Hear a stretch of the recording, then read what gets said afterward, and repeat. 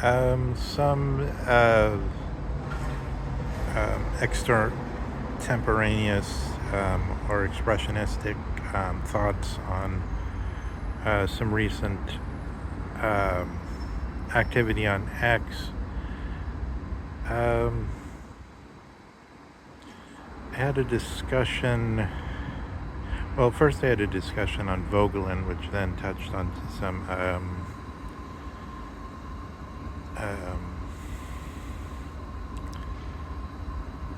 uh, issues in theology, some theological issues, and then I had a small interaction uh, which provoked me to ask GROK 3 uh, what uh, what they thought of it, um,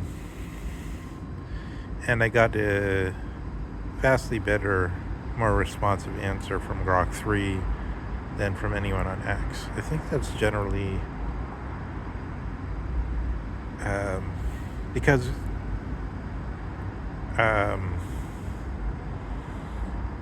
usually GROK speaks simply out of something in between, I would say, what the people with this sort of best ear for the subject would want, and just what appears as authoritative in some sense.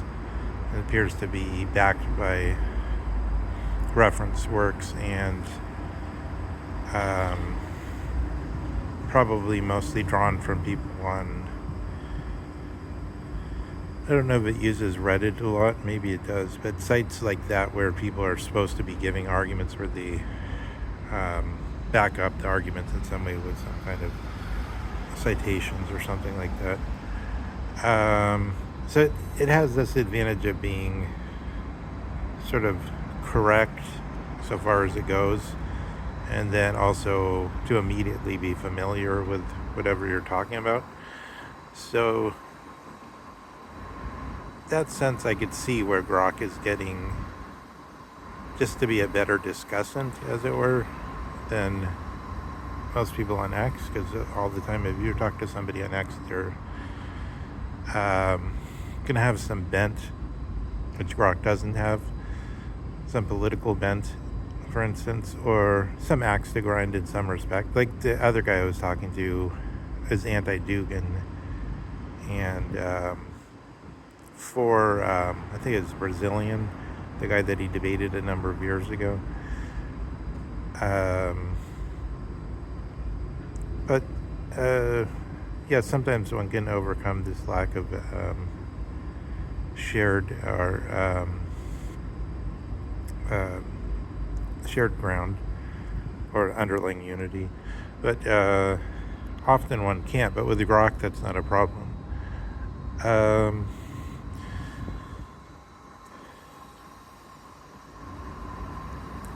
So yeah, it's true. It could be a problem in the sense that they say some AIs showed a bias with respect to if we ask about what the right standard for dealing with issues involving protected categories are race, gender, and other categories are involved. And then you say, oh, GROK gives a racist answer, or the AI gives a racist answer by that standard. But that has something to do within the full sense, this issue of selection of material, in some sense that we don't even know what the principle of selection is necessarily, because the AI could be doing things more advanced than it can, maybe not more advanced, but just that they can't necessarily explain to us what its principles are.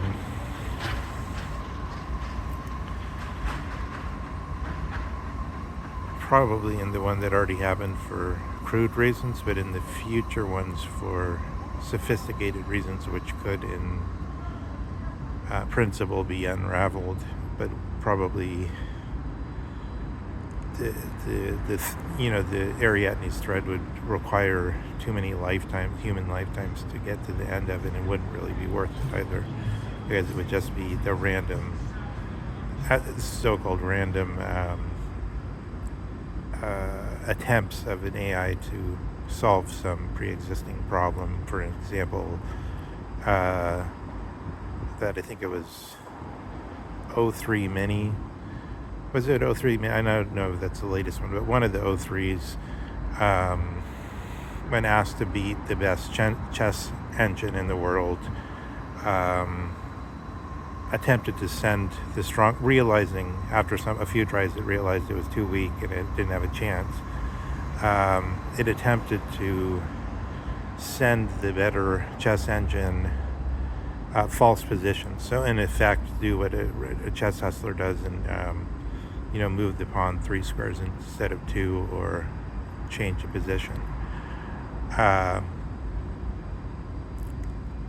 Nobody told it to do that, and neither is it really possible to. The going theory is it's not really possible to give general moral injunctions, for the reason that really the way morality works is by example. So we find examples of if you pull your little sister's hair and she cries, then that's wrong, or something like that. There's examples are given, and in this sense, the agential AI learns through getting feedback and getting examples about whether its behavior was correct or incorrect. But there's a huge, just because you say it's wrong to do this specific method of cheating, it doesn't. It's not easy to just say, but you have to follow the rules, and then expect it to understand what that means. We understand what that means somehow, not through the bright lines of the rules, but through innumerable examples. And so for this reason, AI is looking more and more like one has to ascribe to it some kind of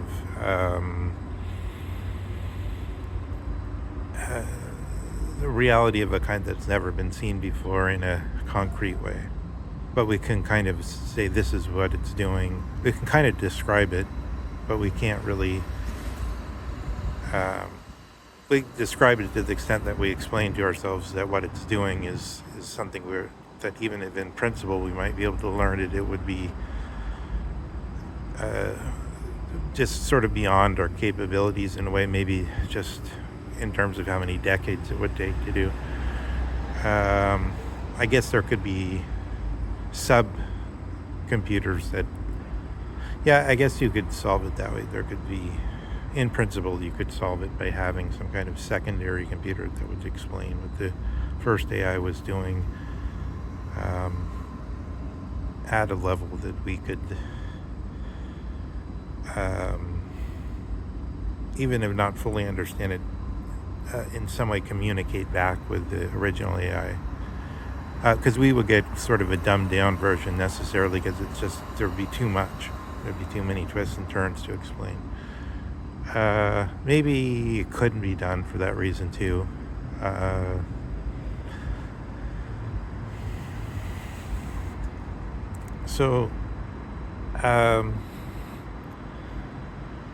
In connection to these kind of discussions with GROK and doing philosophy, I think, it reminds of the Delphi, of the going back to the Oracle at Delphi or something along those lines, because it's an interlocutor like no other.